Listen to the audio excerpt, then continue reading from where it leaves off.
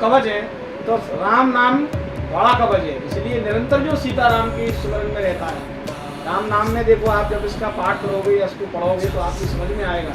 एक वो आता है मंत्र, भर्जनम भव बीजा नाम अर्जनम सुख संतनाम तर्जनम विमुक्ता नाम राम राम इति गर्जनम। जो निरंतर राम राम नाम का जय घोष करता है उसके कर्म का बीज बन जाता है। कर्म का बीज बन गया, रक्षा हो गई आपकी, प्रारंभ खत्म हो गया और नया प्रारंभ बनेगा नहीं, नया बनाएगा नहीं, पुराना बचेगा नहीं। जो नया बनेगा नहीं, पुराना बचेगा नहीं, तो आपका आवागमन का झंझट खत्म। ठीक, इसलिए निरंतर भगवान का नाम स्मरण करते रहो राम। और ये कलयुग में केवल यही एक साधन है, यही कलिकाल न साधन दूजा और जोग जाग जप तप मख पूजा। फिर कौन सा साधन है कि राम ही सुमिरिए और गाइए राम है संतत सुमिर राम गुण राम।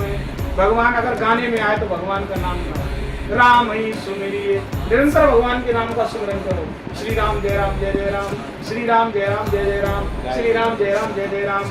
मन लगे तो चिल्ला चिल्ला के गाओ श्री राम जय राम जय राम, श्री राम जय राम जय राम। और जब चिल्लाने की स्थिति नहीं बने, मौन होके बोलो, मौन होके भी राम नाम बोलते रहो। यानी हर स्थिति में भगवान का स्मरण करते रहिए। तो राम ही सुमिरिए और गाइए राम है, गाना है तो फिर राम का ही नाम गाओ।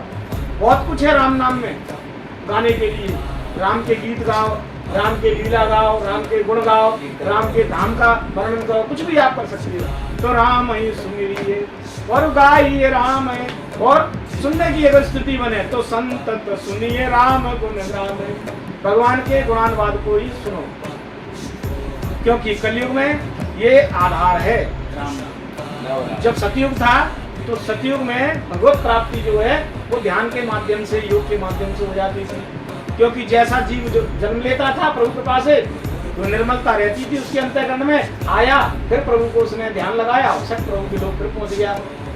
जब त्रेता आया, एक युग और बदला, तो थोड़ा सा कलमश जीव के अंतःकरण में आया, तो कलमश का ही रिजल्ट था। देखो रावण जैसे दुराचारी नहीं हुए कि नहीं हुए।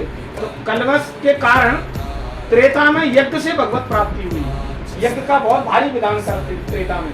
तो जितने भी ऋषि मुनि आपने देखे, भगवान भी गए, तो ऋषि मुनि के यज्ञों की रक्षा भगवान ने करी है। फिर कलयुग के बाद द्वापर आया, तो द्वापर में कलमश और बढ़ा।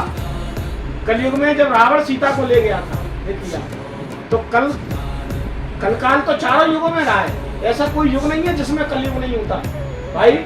त्रेता में भी कलयुग था, त्रेता में कलयुग नहीं होता तो रावण सीता को ले क्यों जाता। हर युग में चार युग हैं। अब ये चारों युग कहाँ है, बोले जीव के अंतःकरण में ही होते हैं। चारों युग जीव के अंतःकरण में। तो पहला युग, अब त्रेता में जब सीता को ले गया रावण, तो कलयुग तो कहीं ना कहीं कल का प्रभाव तो था ही। कली माने कलमश, कल माने बुद्धि का ठीक ठीक ना होना, मन का ठीक ठीक ना होना। ऐसे विचारधारा, जब विक्षिप्त विचारधाराएं होती है, उस विक्षिप्त विचारधारा का नाम ही कली है।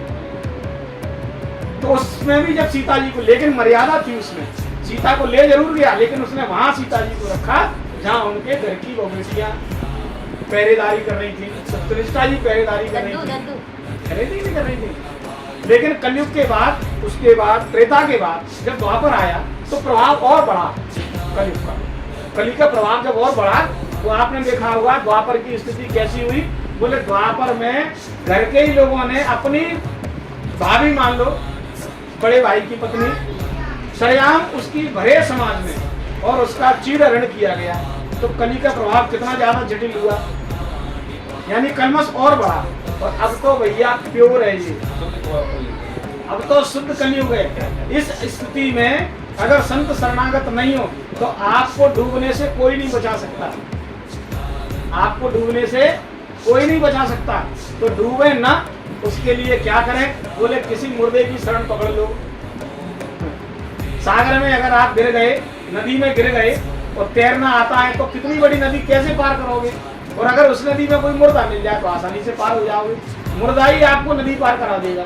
ठीक ऐसा ही संत महात्मा ये मुर्दे के समान होते हैं, क्योंकि विषयों में ये मुर्दे हैं। संसारी विषय में जागता है, होता ही है।